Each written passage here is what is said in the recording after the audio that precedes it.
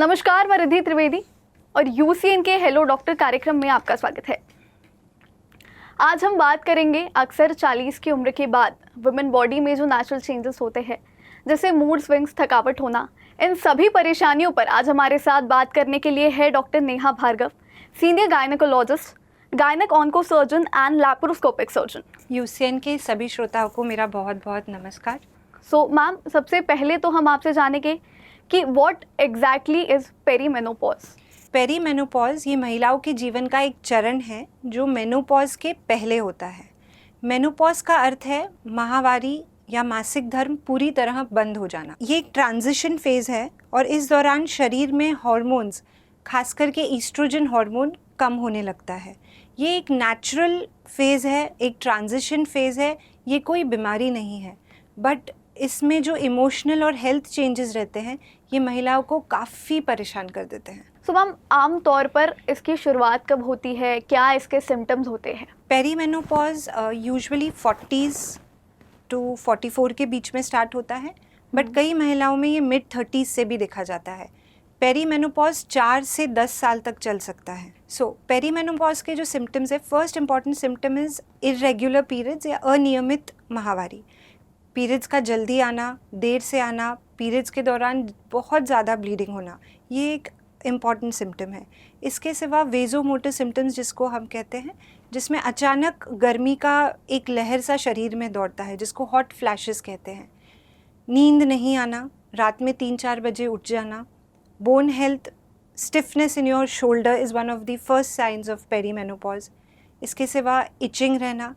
कुछ symptoms perimenopause के हम जेनाइटो यूरिनरी सिम्टम्स बोलते हैं, जैसे कि वजाइना में ड्राइनेस हो जाता है। इस कारण बिकॉज ऑफ ईस्ट्रोजन डेफिशिएंसी अर्ज होने लगता है, अर्जेंसी होने लगती है यूरिन में। पेशेंट्स ये कंप्लेन करते हैं कि हमें जब वॉशरूम जाना रहता है तो हम पहुंच नहीं पाते वॉशरूम तक और थोड़ी सी यूरिन लीक होने लग जाती है, या वो कफ करते हैं तो थोड़ी सी यूरिन लीक हो जाती है। This is one of the early signs कि आपका ईस्ट्रोजन डिप हो रहा है। इसके सिवा हेडेक्स भी एक बहुत इम्पॉर्टेंट साइन है। एंजाइटी होने लगती है। पेरीमेनोपॉज में ये भी देखा गया है कि सडनली वेट बढ़ने लग जाता है लेडीज़ का। जो वेट डिस्ट्रीब्यूशन हमारा रहता है फीमेल्स का, that is not usually on the belly. Usually हम देखते हैं मेल्स का fat distribution is on the belly, लेकिन विद ईस्ट्रोजन जैसे जैसे शरीर में डिप होता है तो oestrogen receptors are responsible for fat distribution. ये चेंज हो जाता है और सडनली हम देखते हैं फीमेल्स के बेली पे और ब्लाउज लाइन पे वेट आने लगता है, एंड वेट लूज़ करना भी काफ़ी डिफ़िकल्ट हो जाता है इस समय। अपार्ट फ्रॉम दिस, हमने सबने ये सुना है कि पेरीमेनोपॉज के बाद कि पेशेंट्स काफ़ी एंशियस हो जाते हैं, मूड चेंजेस आ जाते हैं। तो मैं आज ये बताना चाहूँगी सबको कि ब्रेन में भी ईस्ट्रोजन रिसेप्टर्स रहते हैं जो कि डोपामीन और सेरोटोनिन के साथ आपका कॉग्निशन बनाते हैं। तो कई बार हम देखते हैं लेट 40s अर्ली 40s में कि हम कोई रूम में जाते हैं और हमें याद ही नहीं रहता कि हम वहाँ क्यों गए हैं। या फिर हम किसी चीज़ पे ठीक से फोकस ही नहीं कर पाते। तो this is again because of perimenopause and oestrogen deficiency कि आपके ब्रेन के जो ईस्ट्रोजन रिसेप्टर्स है वो are not responding because of oestrogen deficiency.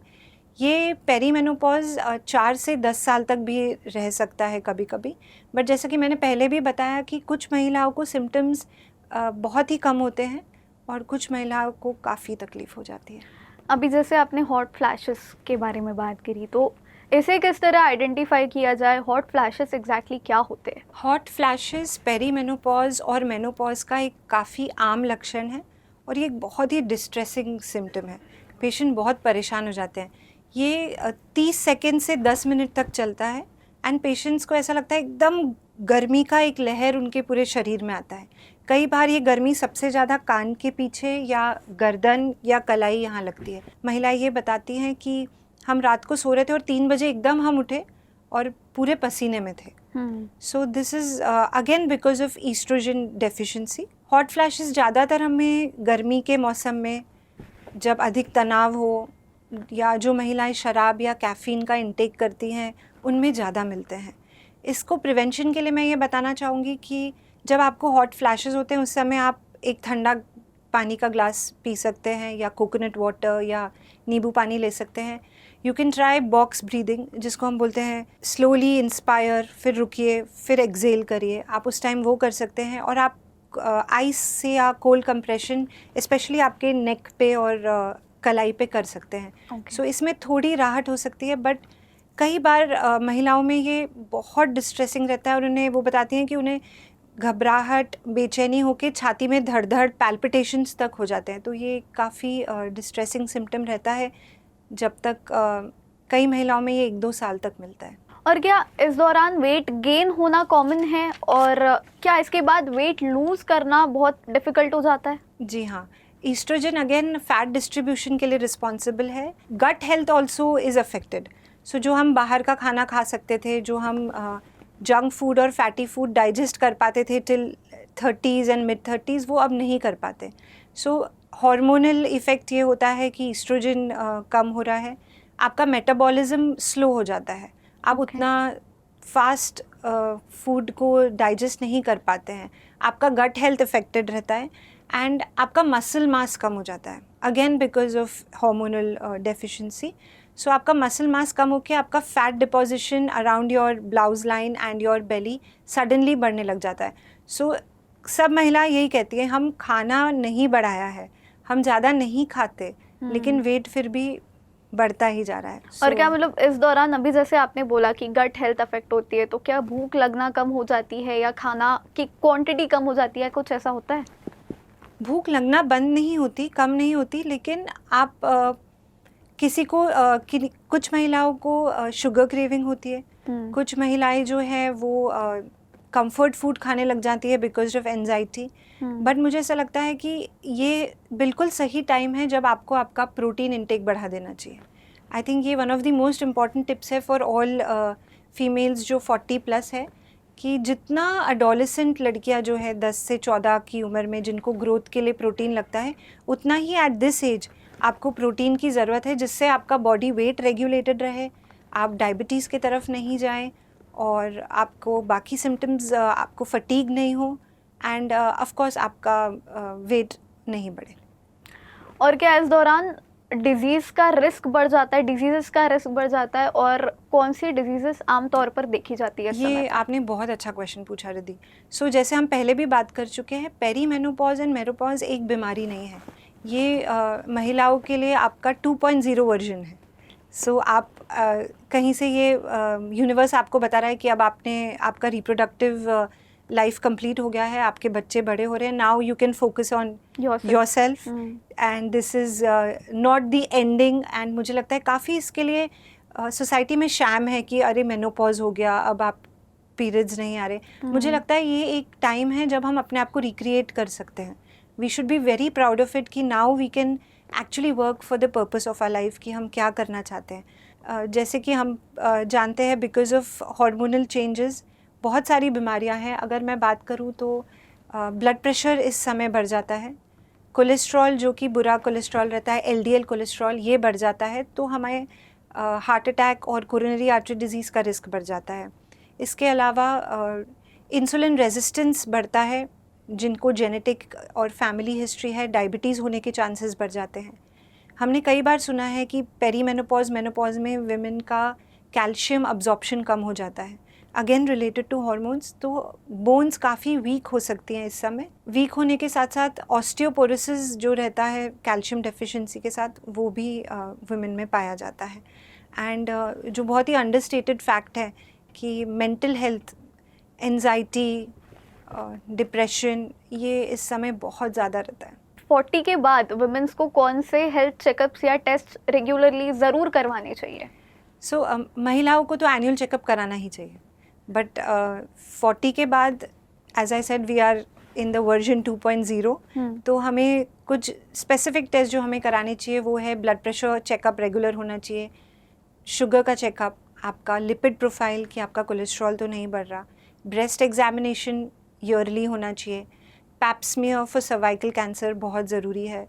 इसके अलावा आपका बोन डेंसिटी स्कैन, आपका eye checkup, dental checkup, sonography pelvis की, ये सब काफ़ी ज़रूरी है। तो क्या पीरियड्स का डिले होना या अचानक से हेवी ब्लीडिंग हो जाना पेरी मेनोपॉज का ये साइन होता है? जी बिल्कुल, ये पेरीमेनोपॉज का साइन है, हो सकता है बिल्कुल, लेकिन असामान्य रूप से ब्लीडिंग होना या ये ब्लीडिंग आपको 2-3 महीने परेशान कर रही है या आपको संभोग के बाद ब्लीडिंग हो रही है या 2 मासिक के बीच में ब्लीडिंग हो रही है, ये एक ख़राब लक्षण है और हमें डॉक्टर की जांच करानी चाहिए, क्योंकि इसी उम्र में हमें फाइब्रॉइड, पॉलिप, एडिनोमायोसिस जैसी बीमारियां भी पकड़ में आती हैं। अब जैसे स्लीप इश्यूज है, रात को अचानक से पसीना आ जाना, इसका रीज़न क्या है? जो हमारा स्लीप साइकिल है वो मेलाटोनिन से रिलेटेड है and with perimenopause and oestrogen deficiency ये भी अफेक्ट होता है एंड स्लीप डिस्टर्ब्ड होना इज़ एज कॉमन एज 85% इन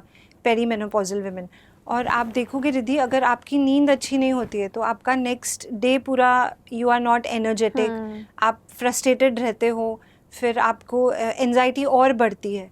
सो ये काफ़ी कॉमन प्रॉब्लम है। यूजुअली 2 to 4 AM के बीच में नींद खुल जाती है ये लेडीज़ की, either because of night sweats या हॉट फ्लैशेस या फिर जनरल एंजाइटी।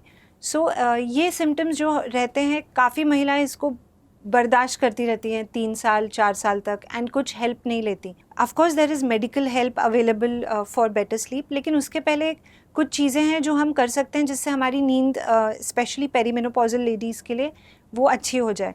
जैसे कि नियमित रूप पे सोना चाहिए, नियमित समय पे सोना चाहिए। आपने एक फ़िक्स टाइम बनाना है। आफ्टरनून नैप्स महिलाओं ने अवॉइड करना चाहिए। आप आफ्टरनून में नैप लेंगे तो then it will become difficult कि रात को पूरी तरह नींद आए। इसके सिवा एक घंटे पहले तक स्क्रीन टाइम नहीं रहना चाहिए पीरियड्स के। दूसरा, अगर आपने सुना हो योग निद्रा, इसके लिए एक टर्मिनोलॉजी आई है, प्रोग्रेसिव मसल थेरेपी। सो जो योग निद्रा में भी बताते हैं कि आपको ग्रुप ऑफ मसल्स को रिलैक्स करना है। तो आप जब आप सोने जाएं तो आप you relax your leg muscles, then your abdomen muscles, then your back muscles. ये काफ़ी हेल्प करता है in perimenopause. A lot of patients in perimenopause also complain of restless leg syndrome. मतलब वो सोते रहेंगे, उन्हें पता नहीं चलेगा, बट उनका पार्टनर या बच्चे बताएंगे कि आपके पैर रात भर हिल रहे थे। ओके, ठीक है, ये भी काफ़ी पेरीमेनोपॉज में मिलता है और ये कुछ हद तक ये विटामिन डेफिशिएंसी से भी रिलेटेड है। अभी जैसे आपने पहले बताया कि पेरीमेनोपॉज के दौरान काफ़ी कमज़ोरी फील होती है, पर क्या इसका असर बोन्स पे भी देखने को मिलता है? जी बिल्कुल, ये one of the first science of perimenopause is a frozen shoulder. Suddenly महिलाएं बताएंगी कि अब कपड़े नहीं सुखाए जा रहे या अब खाना बनाने में डिफ़िकल्टी हो रही है। सो आपके मसल्स में और आपके बोन में भी ईस्ट्रोजन रिसेप्टर होते हैं and with deficiency of hormones ये स्टिफनेस चालू हो जाती है, कैल्शियम अब्जॉर्प्शन कम हो जाता है, विटामिन डी डेफिशिएंसी बहुत कॉमन है। एंड मुझे लगता है विटामिन डी टेस्ट तो should be one of the test that all Indian women ने कराना ही चाहिए। क्या इस दौरान प्रेगनेंसी पॉसिबल है और क्या कॉन्ट्रासेप्शन लेना ज़रूरी है? सो पेरीमेनोपॉज, जैसे कि हमने पहले भी डिस्कस किया, ये माहवारी बंद होने के पहले का समय है, 4 से 10 साल तक का। इस समय ओव्यूलेशन कंटिन्यू होता है। ईस्ट्रोजन और प्रोजेस्टेरॉन हार्मोन्स फ्लक्चुएट होते हैं और कम होते हैं, लेकिन ओव्यूलेशन होता है। सो प्रेगनेंसी होना इस समय पॉसिबल है एंड कॉन्ट्रासेप्शन जैसे कि निरोध, कॉपर्टी या ओरल कॉन्ट्रासेप्टिव पिल्स बिल्कुल यूज़ करना चाहिए डॉक्टर की सलाह के बाद। अब इन सारे सिम्टम्स को मैनेज करने के लिए लाइफस्टाइल में कौन से हेल्दी चेंजेस लाने चाहिए अकॉर्डिंग टू यू? जी बिल्कुल। सो कुछ बदलाव जो महिलाओं ने इस समय बिल्कुल लाने चाहिए, अपने जीवन शैली में परिवर्तन करना चाहिए, वो है नियमित व्यायाम। So I think exercise after the age of 40 is non negotiable. आप उसको मिस कर ही नहीं सकते। 40 minutes of exercise is very important. आप योगा करना चाहें, आप कार्डियो करना चाहें, दोनों ही बहुत हेल्पफुल रहती हैं for your hot flashes, for your fatigue, for your mental health, आपके डाइट के लिए, आपके स्लीप के लिए। इसके अलावा जो बहुत आजकल हम सुनने में आ रहा है वो है स्ट्रेंथ ट्रेनिंग, कि आपको अपने मसल स्ट्रेंथ पे वर्क करना है। भारत की महिलाओं का मसल स्ट्रेंथ वैसे ही काफ़ी पुअर रहता है। We are not very muscular physique वाले females, so we have to, हमें वर्क करना पड़ता है कि हम मसल्स अपनी ग्रो करें। So this is very important कि आप स्ट्रेंथ ट्रेनिंग करें, जो कि वेट ट्रेनिंग जिसको बोलते हैं, कि आप वेट उठा के आपकी मसल्स को ट्रेन करें। काफ़ी स्टडीज़ आई हैं जो बताती हैं कि आपकी muscle strength is directly proportional to your longevity. आपकी मसल जितनी स्ट्रॉन्ग है उतनी ही आपकी लाइफ लंबी होने वाली है। So exercise becomes non negotiable. Second रहेगा आपका डाइट में मॉडिफिकेशन। सो शराब, सिगरेट और का सेवन बिल्कुल नहीं करना चाहिए। कैफ़ीन लिमिटेड रखना चाहिए। प्रोटीन इंटेक इस समय बढ़ा देना चाहिए।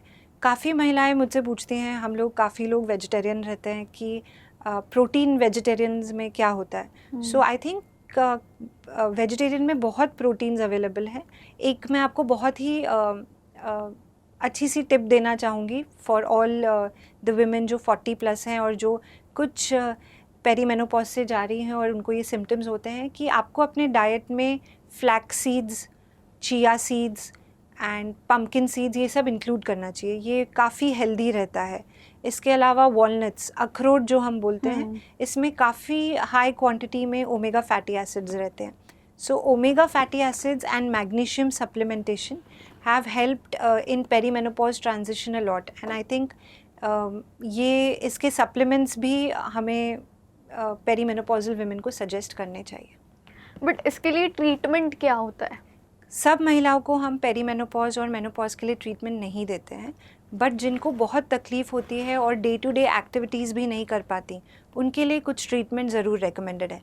लाइफस्टाइल मॉडिफिकेशंस जैसे मैंने आपको पहले बताया सब ने करने हैं, बट जिनको बहुत हॉट फ्लैशेस हो रहे हैं, यूरिन अर्जेंसी हो रही है, एंजाइटी हो रही है, इंसोम्निया हो रहा है, उनको डेफिनेटली ट्रीटमेंट लेना चाहिए। Some of the treatments that are available are, एक तो हार्मोनल थेरेपी है। सो हम अगर इसको सिंपली बताएं कि आपके शरीर में ईस्ट्रोजन प्रोजेस्टेरॉन की कमी हो रही है, तो हम ईस्ट्रोजन एंड प्रोजेस्टेरॉन आपको दवाइयों के रूप में या पैच के रूप में या जेल के रूप में दे सकते हैं। ये 5 इयर्स तक काफ़ी सेफ़ रहते हैं, बट ये दवाइयाँ आप बिना अपने डॉक्टर की सलाह के नहीं ले सकते, क्योंकि कुछ पेशेंट्स जिन्हें बहुत हाई रिस्क ऑफ स्ट्रोक है या जिन्हें हिस्ट्री ऑफ कैंसर है या जिनको ब्लड प्रेशर ज़्यादा है, उनमें ये दवाइयाँ अलाउड नहीं है। So hormone therapy is one of the treatments. Second, इसके सिवा लोकल ट्रीटमेंट भी रहता है। लोकल वजाइनली आप ईस्ट्रोजन क्रीम्स लगा सकते हैं। सम पेशेंट्स जिनको काफ़ी एंजाइटी, डिप्रेशन रहता है, उनमें हम SSRI या छोटी मात्रा में अगर आप बोला जाए तो एंटी डिप्रेसेंट ड्रग्स भी देते हैं। कॉग्निटिव थेरेपी एक काइंड ऑफ मेंटल थेरेपी है जो ये पेशेंट्स को जो एंजाइटी में रहते हैं काफ़ी हेल्प करती है। इसके अलावा ऑक्सीब्यूटेनिन भी एक मेडिसिन है जो हम देते हैं फॉर यूरिनरी इनकॉन्टिनेंस। अब आखिर में आप हमारे व्यूअर्स को क्या एडवाइस देना चाहते हैं और इस फेज़ को किस तरह नेचुरली हैंडल किया जाए? मुझे लगता है पेरीमेनोपॉज एक रोलर कोस्टर होता है। आपके हार्मोन्स फ्लक्चुएट हो रहे हैं और इसको हम सिर्फ एंजाइटी है, सिर्फ स्ट्रेस है करके इसको हमें बिल्कुल भी नज़रअंदाज नहीं करना चाहिए। अगर आप महिलाओं को तकलीफ़ हो रही है तो उन्होंने सपोर्ट लेना चाहिए, उन्होंने डॉक्टर को विज़िट करना चाहिए। आपको एक्सरसाइज रेगुलर करना पड़ेगा, आपका प्रोटीन इंटेक बढ़ाना पड़ेगा, आपको मेडिटेशन की बहुत ज़रूरत है। जैसे मैंने बताया, योग निद्रा ज़रूरी है। इफ़ द सिम्टम्स आपके डे टू डे एक्टिविटीज़ को अफेक्ट कर रहे हैं तो आपको डॉक्टर से मिलना चाहिए। But the last piece of advice will not be for the women, because ये उनका एक नेचुरल लाइफ का फेज़ है जो उनको they have to go through it like any other phase. इस फेज़ में उनको उनके बच्चों और उनके हस्बैंड का बहुत ज़्यादा सपोर्ट की ज़रूरत है। यू हैव टू अंडरस्टैंड कि उनकी बॉडी चेंज हो रही है। पेरीमेनोपॉज में कई बार महिलाएं मुझे ये बोलती हैं कि they can not identify themself, they can not recognise कि मैं खुद हूँ। तो उनकी बॉडी चेंज हो रही है, not the way they want it. They are not very happy with how their body is changing. उनके emotions are hitting harder. They have fatigue. They are not sleeping well. उनका mind काफ़ी memory, short term memory में problem होती है. And all of this is happening together. So I think at this time, emotional support from the husband and the children is very very important. So I think हमें इनको analyze नहीं करना चाहिए इन महिलाओं को during perimenopause. उनको fix करने की कोशिश नहीं करनी चाहिए और उनको criticize भी नहीं करना चाहिए. At this point we should just support them because perimenopause is natural. It's just a transition phase and all women need some help during this time. तो ये थी हमारी डॉक्टर नेहा से बातचीत। कुछ ऐसी ही हेल्थ से जुड़ी खास बातें जानने के लिए आप देखते रहिए UCN का खास कार्यक्रम हेलो डॉक्टर।